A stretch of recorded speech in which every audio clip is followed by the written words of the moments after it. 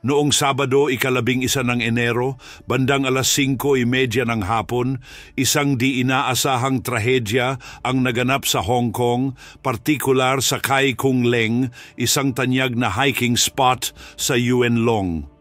Kilala ito dahil sa kahangahangang tanawin at tahimik na paligid, ngunit noong araw na iyon, ang katahimikan ng lugar ay napalitan ng isang naglalagablab na sunog.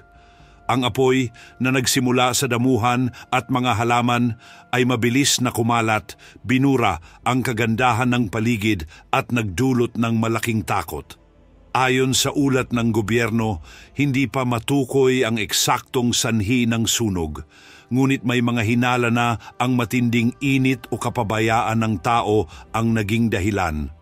Posibleng dulot ito ng isang nasindihang sigarilyo, isang unattended barbecue, o kahit isang maliit na spark, isang paalala kung paano ang maliliit na aksyon ay maaaring humantong sa malaking sakuna.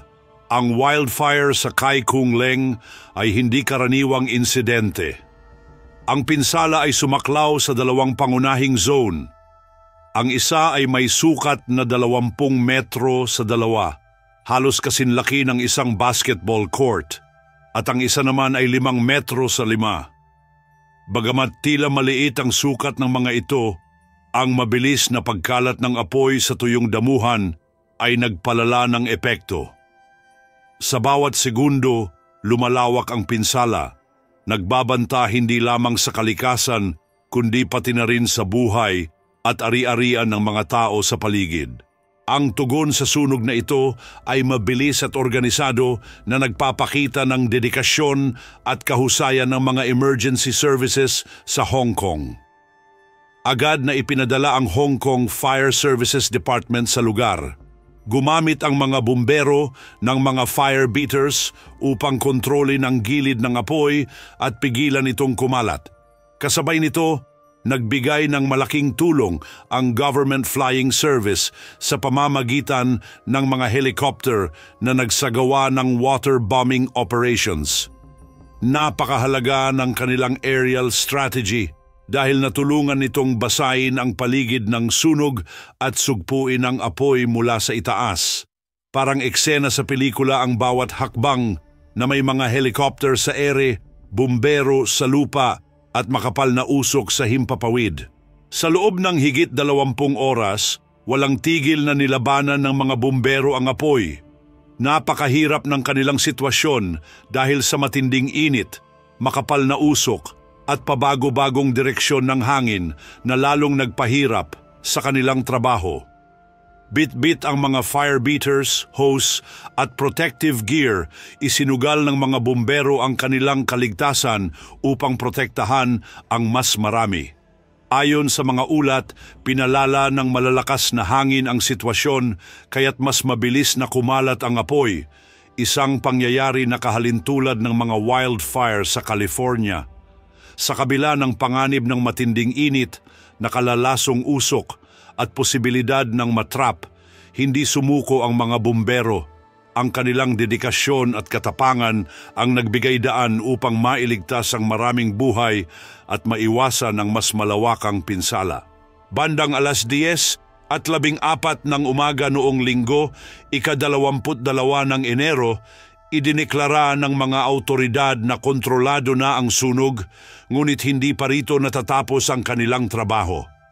Kailangang tiyakin na tuluyang nawala ang anumang banta ng apoy bago tuluyang ideklara ang tagumpay. Bandang 2:08 ng hapon, tuluyan nang napawi ang apoy at opisyal nang nagtapos ang operasyon. Ang tagumpay na ito ay patunay ng di matatawarang dedikasyon ng mga bumbero na walang pagod na nagtrabaho para protektahan ang Kai Kung Leng at ang kalapit nitong mga lugar. Ang sunog na ito ay isang mahalagang paalala ng masamang epekto ng kapabayaan ng tao at ng kahalagahan ng pangangalaga sa kalikasan.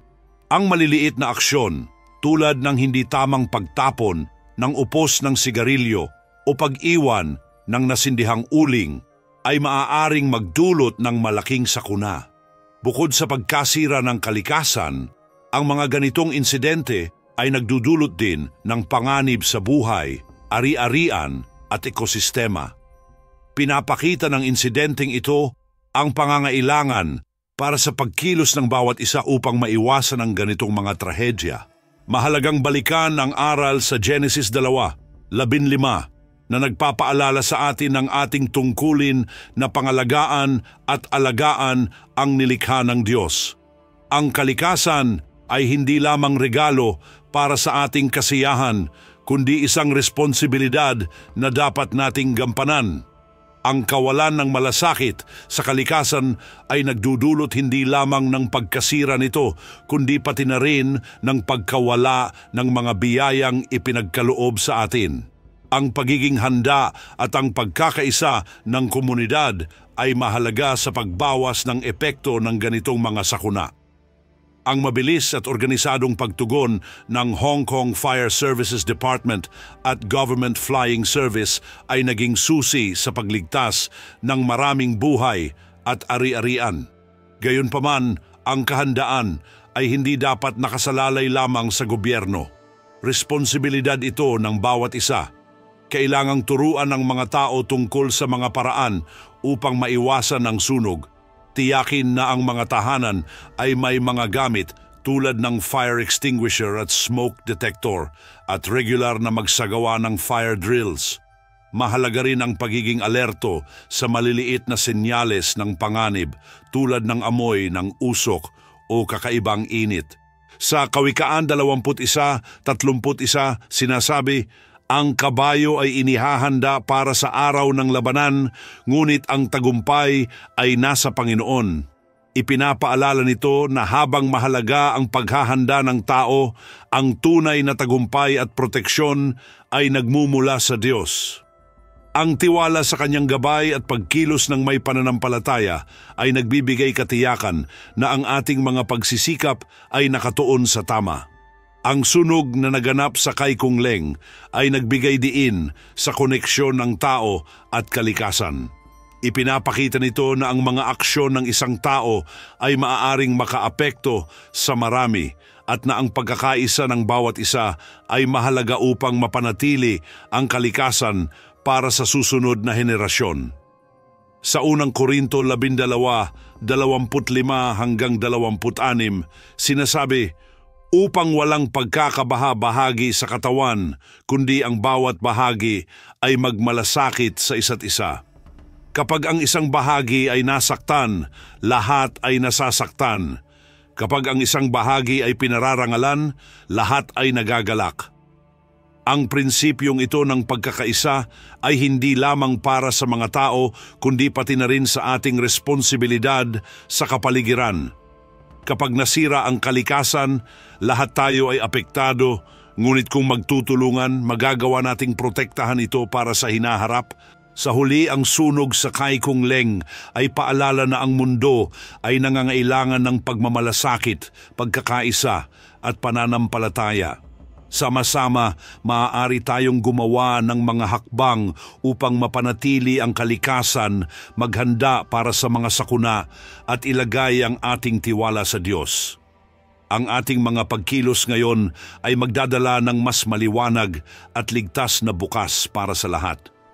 Sa edukasyon, pakikipagtulungan at pagiging maingat, maiiwasan natin ang mga trahedya at masisiguro ang kagandahan ng mga lugar tulad ng Kai Kung Leng para sa mga darating na henerasyon.